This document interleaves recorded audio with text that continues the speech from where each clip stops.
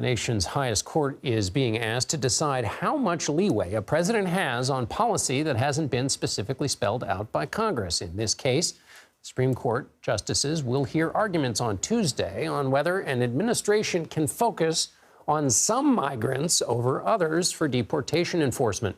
The Biden administration wants to focus efforts on undocumented migrants who pose a threat to national security or public safety.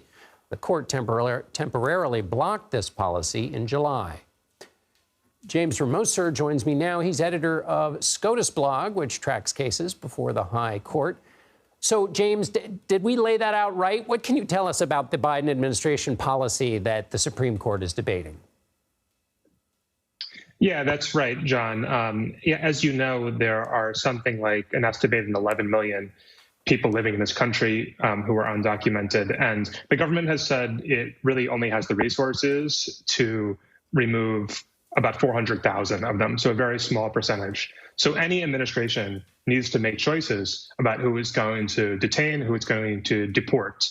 And so what the Department of Homeland Security under Joe Biden did last year was wrote this memo in which it laid out the enforcement priorities that you just described. And now you have two states, Texas and Louisiana, who say that federal immigration law does not give the government and does not give the Department of Homeland Security that discretion, that it sets forth requirements to detain and deport many more unauthorized immigrants than the government is currently doing, and that this enforcement discretion, that these enforcement priorities are illegal under federal immigration law. And so, James, what's at tension here? Is it the president's commander-in-chief authority, which if they're making this argument based on national security grounds, that seems to be within his bailiwick? And then what are Texas and Louisiana saying other than, are they saying this is Congress's job to make these kinds of decisions about priorities? Or are they saying this is the state view? What's at tension here? Well, I think that what Texas and Louisiana would say is that Congress already has made this choice. And indeed, there is language in federal immigration law that uses the word shall, which in the law usually means that somebody must do something. And these statutes use the word shall to refer to the obligation of the executive branch to detain and deport certain categories of unauthorized immigrants. The problem with that is that if you take that language seriously, the government would essentially be forced to deport many, many more people than any administration, including the Trump administration, has ever been able to, and far more people than the government has the resources to do because Congress has not allocated enough resources. And so you have this textualist argument, which I do think will appeal to the current Supreme Court, that hinges on some certain language in the statutes. On the other hand, there is a long history of what we call in the law prosecutorial discretion.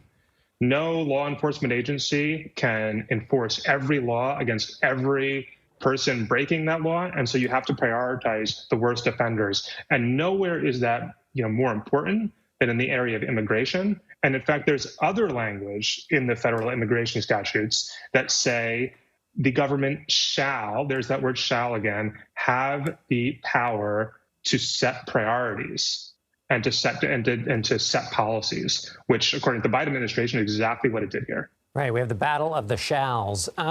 So, James, we're talking about real human beings here, as you mentioned early on, 11 million undocumented immigrants.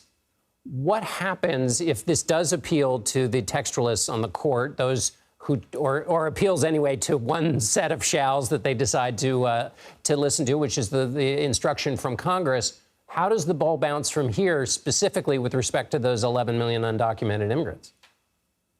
That's right. So I want to be clear that even the argument of Texas is not that the government must immediately deport all 11 million people. Even Texas is not arguing that. What it's arguing is that the government doesn't have the discretion to set these priorities and must deport many more people than it currently is doing, right?